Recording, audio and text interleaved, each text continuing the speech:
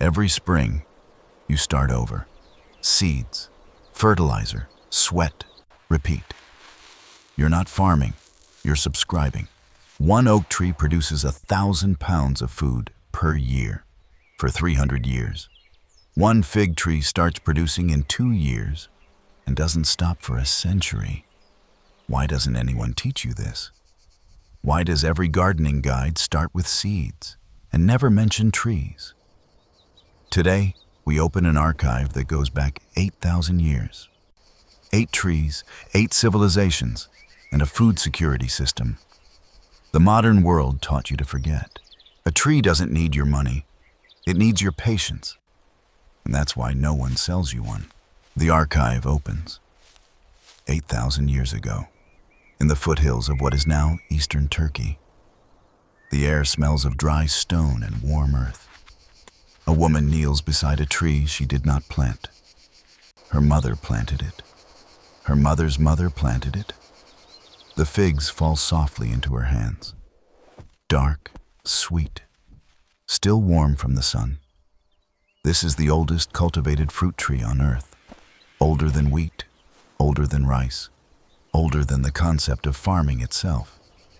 Before humans learned to plow, they learned to harvest what a tree already gave them. 8,000 years later, the relationship still exists. In a village in southern Greece, there is a woman who has never bought fruit from a store. Not once. She is 83 years old. Every August, she climbs a short ladder to the same fig tree her grandmother planted before the Second World War. She dries the figs on a stone wall in the sun, exactly the way she was taught. The tree is older than she is. It has survived drought, occupation, and neglect. And every summer, without being asked, it produces more fruit than one family can eat. She gives the rest to neighbors, the way her grandmother did. This woman is not unique. She is the last echo of a world that ran on trees. Every civilization that lasted centuries was built on trees, not grain. Trees. The fig tree fed the Mediterranean for millennia. 100 to 200 pounds of fruit per year. Dried figs stored for over a year. During sieges, fig trees meant the difference between survival and starvation. The mulberry tree built the Silk Road. Its leaves fed the silkworms that produced the most valuable fabric on earth.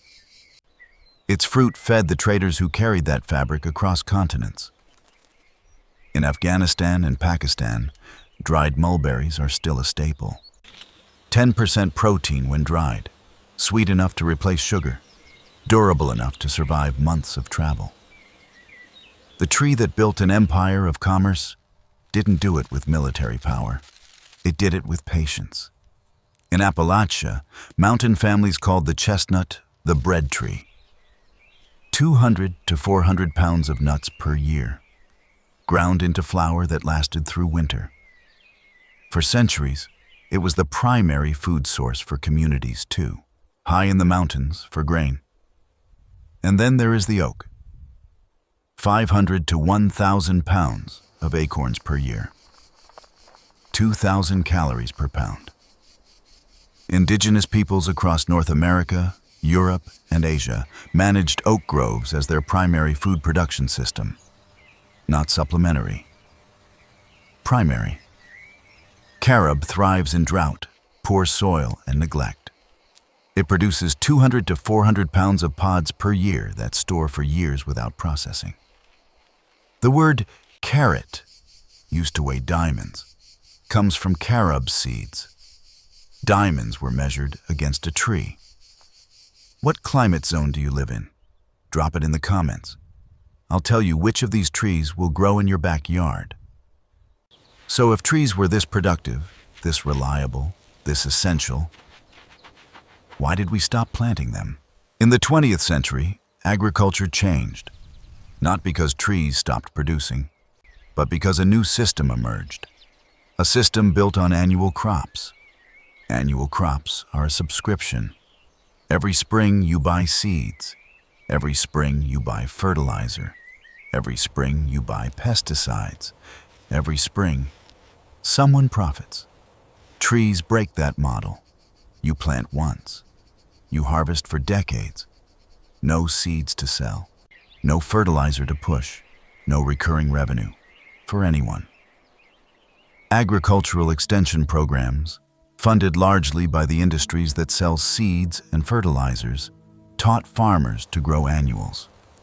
Not because annuals were superior, because annuals were profitable. For the industry, not for the farmer. Within 2 generations, the knowledge was gone. Not banned, not forbidden, just quietly replaced. Your grandparents knew how to plant an orchard. Your parents learned to plant a garden. You were taught to buy groceries. Nature took 4 billion American chestnuts with a blight no one could stop. But the system took the memory of all the rest. But here is what the system didn't count on. Trees are patient. During the Korean War, when supply lines collapsed and rice stores were destroyed, Korean families returned to a food source their ancestors had used for millennia. Acorns. They gathered them from oak groves that survived the bombing, leached the tannins in stream water, ground the flour, and made dotori mook, acorn jelly. The trees asked for nothing in return. No planting, no fertilizer, no irrigation. They simply produced. When Rome collapsed, carob trees kept Mediterranean communities alive.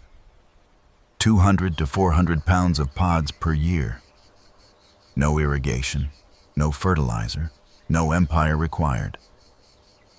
Fig trees survived every Mediterranean siege because they produce in conditions that kill annual crops. Trees don't need governments. They don't need supply chains. They don't need your permission. They simply produce. And now, the numbers confirm everything. The lab confirms what the grandmother already knew. Oak. 500 to 1,000 pounds of acorns per year. 2,000 calories per pound. A single tree can produce for 300 years. That's potentially 300,000 pounds of food from one planting. Walnut. 50 to 80 pounds per year. 3,000 calories per pound. High in omega-3 fatty acids. The timber alone is worth thousands of dollars. The food is a bonus that lasts 150 years. Chestnut. 200 to 400 pounds. Low fat, high carbohydrate. The only nut that behaves like a grain. Ground into flour for baking. 300 years of production. Figure 100 to 200 pounds. Produces in 2 to 3 years. Stores dried for over a year. 1,200 calories per pound. 50 to 100 years of harvest. Apple. 200 to 400 pounds. Stores fresh for 3 to 6 months. Ferments into cider. Kept colonial families alive through winter. 50 to 80 years. Carob. 200 to 400 pounds. 50% natural sugar. Stores for years without processing. Tastes like chocolate. Survives drought. 80 to 100 years. Hazelnut. 20 to 30 pounds. 2,800 calories per pound. Calorie dense. Fat rich. Produces in 3 to 4 years. 40 to 50 years. Mulberry. 50 to 80 pounds. Zero maintenance. 10% protein when dried. Produces in 3 to 5 years. You plant it and forget it. A $15 fig sapling produces 100 to 200 pounds per year for 50 years.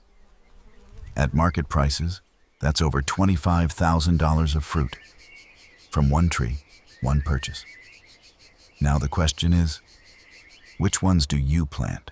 Let's make this simple. Cold climates. Zones 3 to 6. Apple, hazelnut, walnut.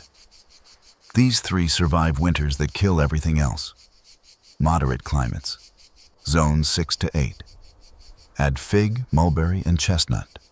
Your yard becomes a food forest. Warm climates, zones 8 to 10 and above, figure mulberry. Carob, oak, drought-proof food security. If you have a full yard, a quarter acre or more, plant oak, chestnut, fig, and walnut. These are legacy trees. They will outlive you. Small yard, mulberry, fig, and hazelnut. Productive in tight spaces. No yard at all? A balcony or patio? Dwarf fig, dwarf mulberry. You don't need land. You need one pot and one tree. Here is your first weekend plan. Step 1. Look up your USDA hardiness zone. Step 2. Choose 2 or 3 trees from this list. Step 3. Find saplings. Local nursery, online. Your state extension service. Step 4. Plant before next spring. Water the first year. Then step back. A few important notes. Walnuts produce a chemical called juglone. Plant them at least 50 feet from your vegetable garden. Acorns need tannin removal before eating. White oaks need the least processing. Raw acorns are toxic to dogs. Keep them out of reach. And if you choose chestnut, choose blight-resistant varieties, Chinese or European chestnuts, not American. Share this with someone who has a backyard they've never planted a tree in. They deserve to know what's possible. And now, a final thought about what a tree really is. An oak tree planted today will be producing food when your great-great-grandchildren are alive. It will still be standing when the house you live in has been torn down and rebuilt twice. It will survive governments, recessions, and supply chain collapses. It will ask for nothing. And it will give everything. Every acorn is a promise. Every root is a memory. Every branch is a letter to someone you will never meet. The archive closes, but the orchard is just beginning. These trees slept in the margins of history, in wild groves, in grandmothers' yards, in the memory of people who never stopped planting. Now they're waking up, because you're listening. Every tree you plant is a vote against the system that taught you to forget. A vote for patience over profit. A vote for your grandchildren over your convenience. If knowledge like this shouldn't be lost again, subscribe to the Green Archive. We have more chapters to open.